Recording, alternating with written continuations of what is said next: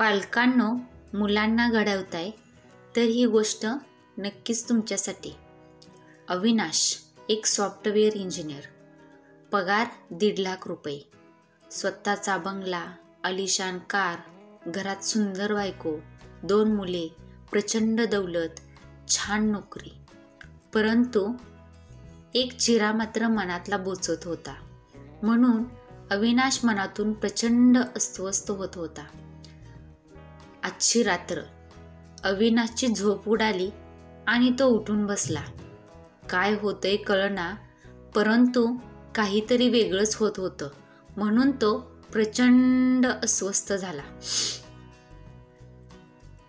यावेळी अचानक जाग्या झालेल्या पत्नीने विचारलं, काही त्रास होतोय का?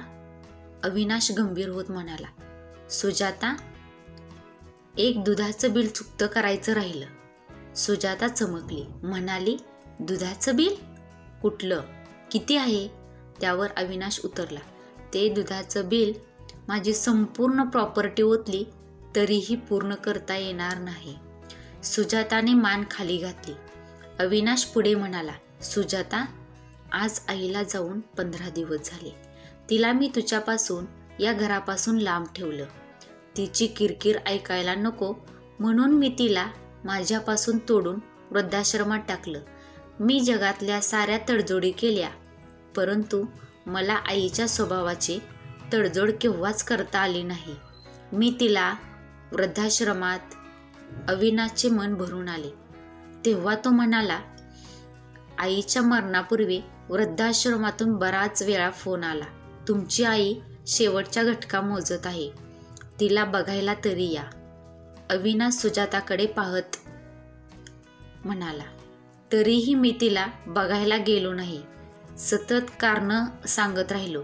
आज सेमिनार आहे, उद्या येईन, परवा येईन. 5 वर्ष झालं असंच खोटं बोलत होतो. शेवटी आई गेली. सुजाताचे डोळे भरून आले. अविनाश पुढे म्हणाला, सुजाता, फक्त एक समजुतीचा धागा जर आपण गुंतला असता तर माझी आई समाधानाने गेली असती. पण नाही जमलं ते मला. तिच्या छातीतल्या दुधाचं बिल चुकता करता आलं नाही. आई विना भिकारी झालो आहे मी. आई, मला माफ कर ग, मी चुकलो. फार मोठं पाप घडलं माझ्या हातून. अविनाश ढसाढसा रडू लागला. सुजाताने अविनाशला सावरलं. तेव्हा अविनाश सुजाताकडे पाहत म्हणाला, सुजाता, तू पण 2 मुलांची आई आहेस. माझ्या